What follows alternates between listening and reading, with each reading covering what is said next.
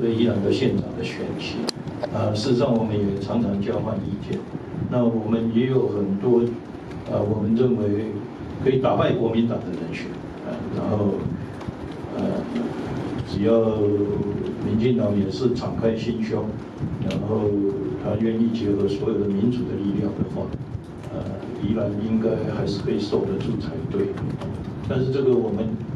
觉得民进党是执政党嘛，还是尊重他们自己的一个人才的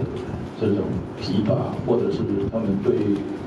宜兰这个县民的一个责任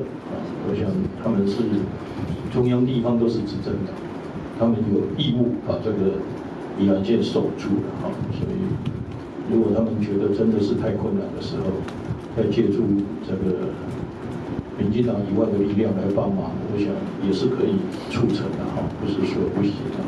但是基本上我们是期许期待但是也鼓励时代力量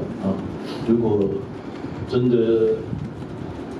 必要的时候，也就当仁不让要把这个民主胜利守住才对这是我的想法。